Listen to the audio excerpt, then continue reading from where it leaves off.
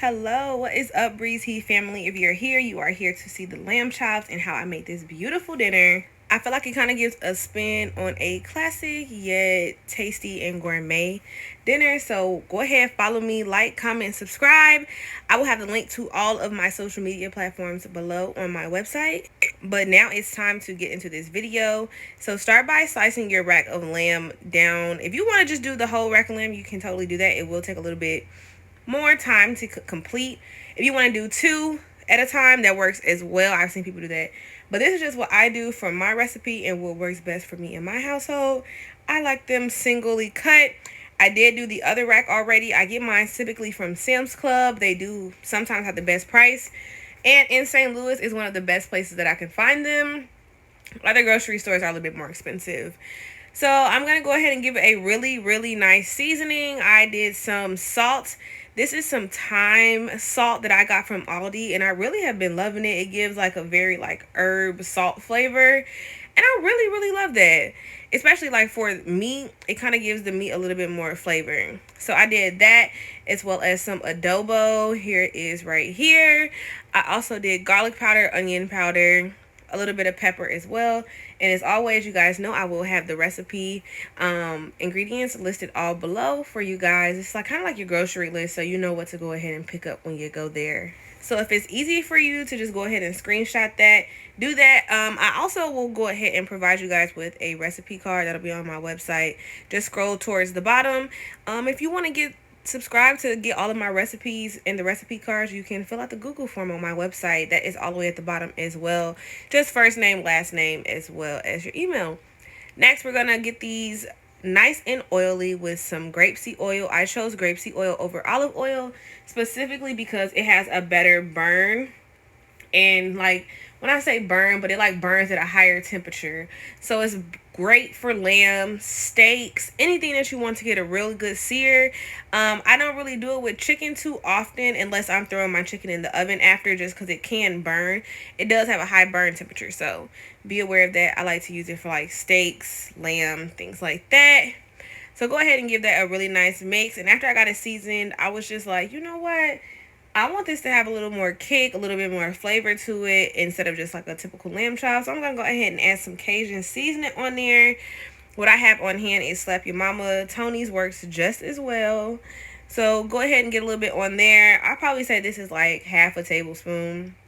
And next, for that yellow rice that you guys saw, we're going to do it from scratch. So get you 2 cups of rice, wash it off, and add in a tablespoon of turmeric. I did half a tablespoon at a time and mixed it up. And I can use metal in this because it's a hex clad, so don't be yelling at me in the comments, y'all.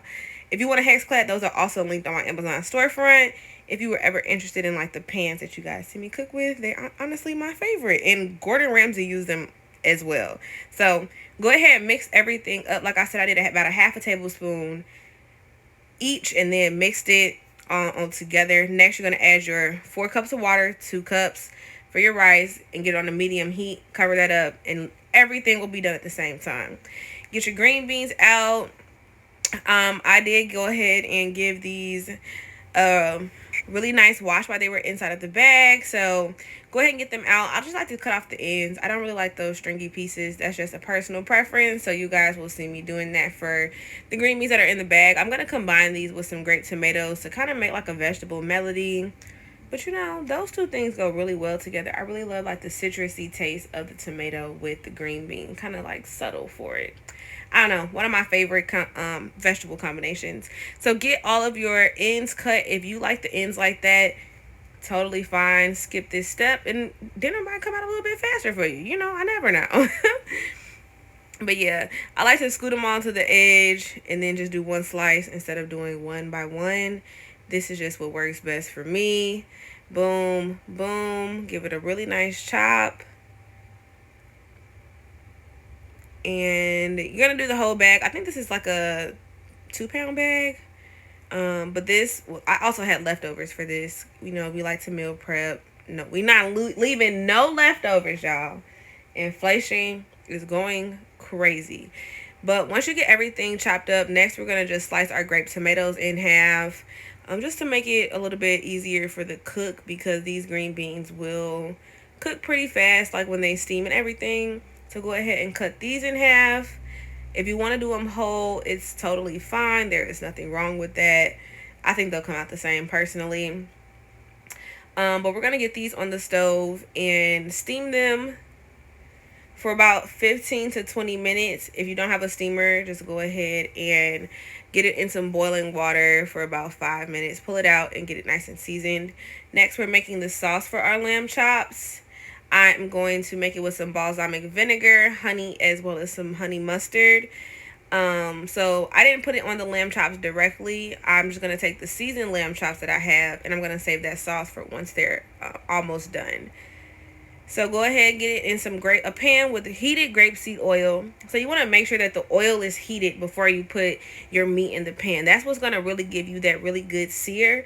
So heat the pan, right? 2 to 3 minutes. Then heat the oil, probably like a minute and a half. And once the oil is heating, that's what gives it like that sear, that bubbling texture. So if you're waiting and putting it on first, it might start cooking and it kind of give it like a more brownish, like that light brown where it kind of looks like it's boiled a little bit. So to get a good sear, make sure you do that. So I'm going to keep these on each side for 3.5 minutes on a medium to high heat to get this delicious, beautiful sear on my lamb chops. This is honestly one of the best part about lamb chops is that sear. That sear kind of takes away a little bit of that gamey taste that the lamb chops do have. So yeah, go ahead and flip them. Make sure you can peek too, like a minute and a half in, 2 minutes in, pick one up and look at it. If it's not seared like this, let it cook a little bit longer, you know. And I'm going to do mine at a nice medium well temperature, so they will be about 2.5, 3 minutes on each side.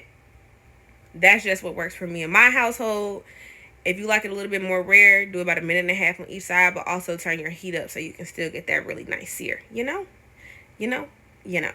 Okay, so once they were about 75% done, after like 2 minutes, I went ahead and added that sauce.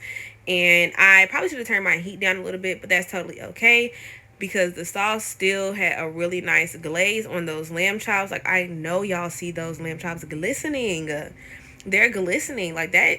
It's so beautiful. And they also, with the sauce, helps take away more of that gamey texture. So if you don't like lamb chops, try adding the sauce. I think that'll help you. Some of them are a little bit bigger, so I will let those cook, and those will be like the last ones that I take out. But y'all, look at this. Like, this looks so delectable, so juicy, and it just literally looks like it's shining, yeah. Go ahead and get any remaining sauce on there because you know one thing about this stove, we like it saucy, and this is what it's going to look like when you finish up everything. I'll have the ingredients for the green beans listed below in case you guys wanted some seasonings for that.